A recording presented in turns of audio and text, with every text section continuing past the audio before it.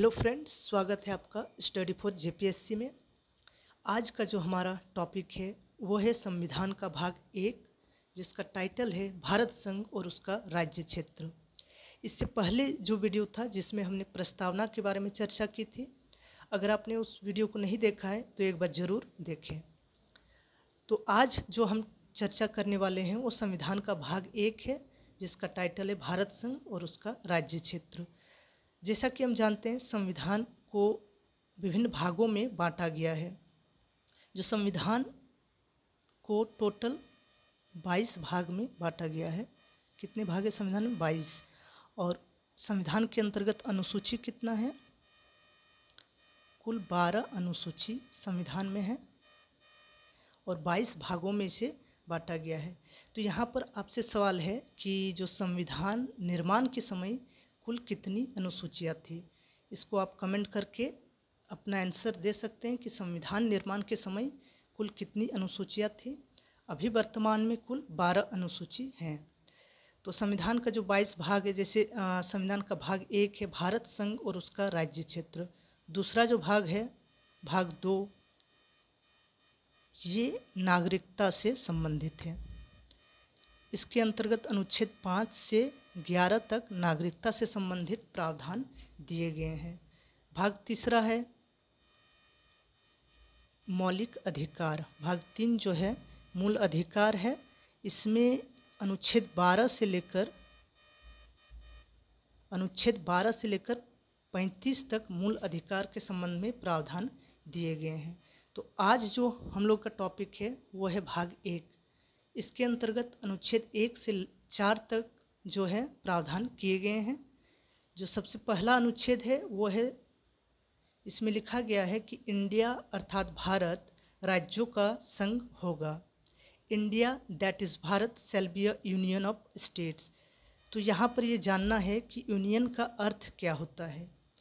यहाँ पर तो लिख दिया गया है कि भारत राज्यों का संघ होगा, लेकिन यूनियन शब्द का प्रयोग किया गया है जो कहाँ से लिया गया है? कनाडा से। यूनियन शब्द कहाँ से लिया गया है? कनाडा से। और इसका मतलब ये है कि भारत जो है राज्यों के मध्य समझौते का परिणाम नहीं है, यानी कि राज्यों ने समझौता करके भारत को नहीं बनाया है।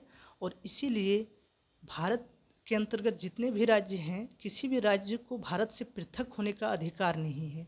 कोई भी राज्य ये नहीं कर सकता कि हम अलग होकर एक देश बनाएंगे।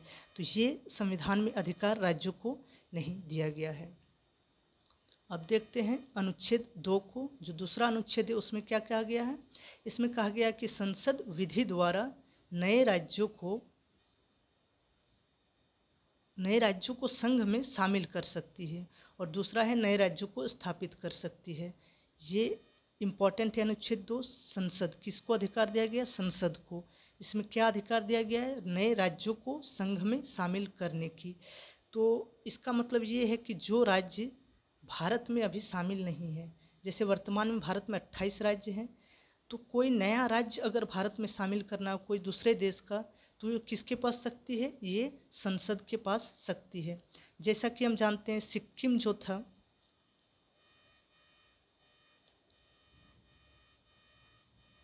सिक्किम पहले भारत का हिस्सा नहीं था, इसे भारत में शामिल किया गया है। सिक्किम पहले एक स्वतंत्र देश था, इसको भारत में शामिल किया गया है।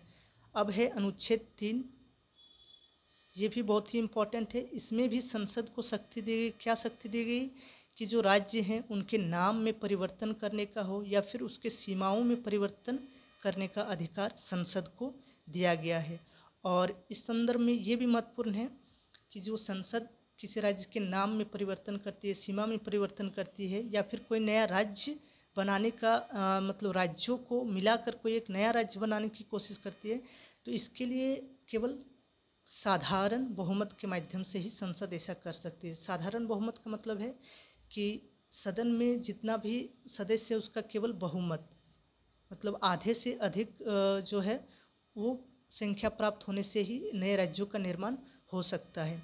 और इसमें यह भी दिया हुआ है कि जब कोई राज्य का निर्माण करना है तो उसको जो विधेयक पारित होगा उसको राष्ट्रपति की पूर्व अनुमति की आवश्यकता होती है। राष्ट्रपति की पूर्व अनुमति से ही राज्य निर्माण का विधेयक संसद में प्रस्तुत किया जा सकता है। और इस संदर्भ में जैसे कि हम जानते हैं, इसमें जो हमने देखा कि जो अनुच्छेद 2 के अंतर्गत क्या है, सिक्किम को जैसे मिलाया गया था। अनुच्छेद 3 के अंतर्गत जो है, इसमें जैसे झारखंड राज्य बना बिहार पुनर्गठन अधिनियम 2000 में, तो या फिर जो तेलंगाना बना, तो ये क्या है, अनुच्छेद 3 के तहत बनाए गए राज्य है। और ये जो विधेयक होता है उसको राज्य विधानमंडल को भी भेजा जाता है, लेकिन संसद उसकी अनुशंसाओं को मानने के लिए बाध्य नहीं है। अब जो अनुच्छेद 4 है उसको देखते हैं। इसमें बस इतना कहा गया है कि अनुच्छेद 2 या 3 में जो संशोधन किए जाएंगे उसको अनुच्छेद 368 के अनुरूप संविधान संशोधन नहीं माना जाएगा। जो अनुच्छेद 2 और 3 में संशोधन होगा उसको 368 के तहत संविधान संशोधन नहीं माना जाएगा। अब यहाँ पर 2 अनुसूची जो है इसको जान लेते हैं। जो पहली अनुसूची, प्रथम अनुसूची है, इसमें क्या दिया हुआ है, इसमें जो भारत के जितने भी राज्य हैं उन राज्यों का नाम और जो राज्यों के भौगोलिक क्षेत्र हैं उनके बारे में संविधान की पहली अनुसूची में चर्चा की गई। संविधान की पहली अनुसूची में राज्यों का नाम और उनके भौगोलिक क्षेत्र के बारे में दी गई है। जबकि जो अनुच्छेद चौथी अनुसूची है, चौथी अनुसूची में क्या दिया है, यहाँ पर राज्यसभा में राज्यों की जो सीट होंगी उसके बारे में दी गई है। राज्यसभा में राज्यों को कितना सीट प्राप्त होगा, विभिन्न राज्यों को, उसके बारे में दी गई है अनुसूची 4 में। तो इस टॉपिक में इतना ही जानना है आपको। 4 जो अनुच्छेद हैं, 1, 2, 3, 4, इन चारों के बारे में याद रखना है। जो अनुच्छेद 2 और 3 महत्वपूर्ण है, इसमें राज्यों के निर्माण के बारे में दी गई है और इसकी शक्ति किसको है, संसद को। ये याद रखना है, संसद को नए राज्यों के निर्माण की शक्ति प्राप्त है। आइए अब एक दूसरे टॉपिक को भी देख लेते हैं। वो टॉपिक उतना ही उसमें पढ़ना है। अब एक नया टॉपिक जो है मूल कर्तव्य, फंडामेंटल ड्यूटीज़ के बारे में देखते हैं। तो ये जो मूल कर्तव्य के बारे में प्रावधान संविधान के अंतर्गत भाग 4 क और अनुच्छेद 51 क में दिया गया है। जैसा कि देख सकते हैं इसमें भाग 4 क है, यानी कि इसको क्या है, संविधान में शामिल किया गया है। तो यहाँ पर ध्यान रखना है कि भारतीय संविधान में मूल कर्तव्य शुरू से शामिल नहीं थे। तो यहाँ पर आपसे सवाल बन सकता है कि मूल संविधान में कुल कितने कर्तव्य थे। तो यहाँ पर इसका आंसर क्या होगा कि मूल संविधान में एक भी मूल कर्तव्य नहीं थे, क्योंकि मूल संविधान में मूल कर्तव्य के बारे में चर्चा नहीं की गई थी। इसको 1975 में इंदिरा गांधी सरकार द्वारा स्वर्ण सिंह समिति का गठन किया गया था। इसी स्वर्ण सिंह समिति की अनुशंसा पर संविधान के अंतर्गत मूल कर्तव्यों को शामिल किया गया।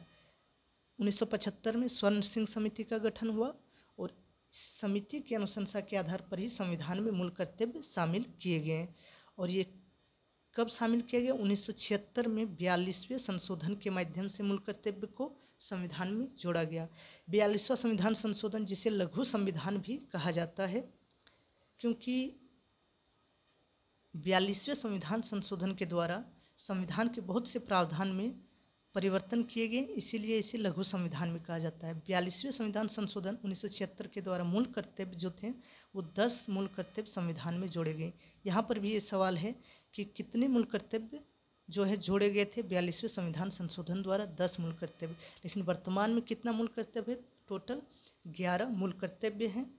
और जो 11वां मूल कर्तव्य था ये आपको 46वें संविधान संशोधन के माध्यम 86th अमेंडमेंट के द्वारा 2002 में 11वां मूल कर्तव्य जोड़ा गया था।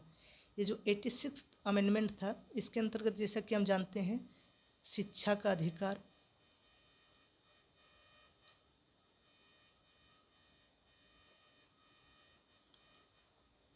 आर्टिकल जो है अनुच्छेद 21 क को 86वें संशोधन के द्वारा जोड़ा गया था। अनुच्छेद 21 क, इसके अंतर्गत जो 6 से 14 वर्ष के बच्चे हैं उनके लिए प्राथमिक शिक्षा का अधिकार दिया गया था। और इसमें मूल कर्तव्य में क्या जोड़ा गया? मूल कर्तव्य में ये जोड़ा गया कि जो माता पिता हैं वो बच्चों को शिक्षा देंगे, ये देना माता पिता का कर्तव्य होगा। ठीक है। अब यहाँ पर एक नोट है कि मूल कर्तव्य न्यायालयों द्वारा प्रवृत्त नहीं कराए जा सकते हैं। इसका मतलब ये है कि जैसे हम देखते हैं कि जो मूल अधिकार होते हैं, जब मूल अधिकारों का हनन होता है तो हम सीधे सुप्रीम कोर्ट में जाते हैं। लेकिन अगर कोई मूल कर्तव्यों को नहीं मानता है या फिर मूल कर्तव्यों को, जैसे माता पिता का कर्तव्य है कि वो बच्चों को शिक्षा दें, लेकिन वो ऐसा नहीं करते हैं, तो इसके लिए हम न्यायालय में नहीं जा सकते हैं। और इसमें आप जो 11 मूल कर्तव्य हैं वो सभी मूल कर्तव्यों को आप एक बार पढ़ ले ध्यान से, तो इससे जो संबंधित सवाल होंगे वो आपको बन जाएंगे। तो आज का जो वीडियो है यहीं ख़त्म करते हैं। आप अगले टॉपिक में जो होगा उसमें भाग 2 जो संविधान के अंतर्गत है, मूल नागरिकता भाग 2 में है, अनुच्छेद 5 से 11 तक, उसकी चर्चा करेंगे।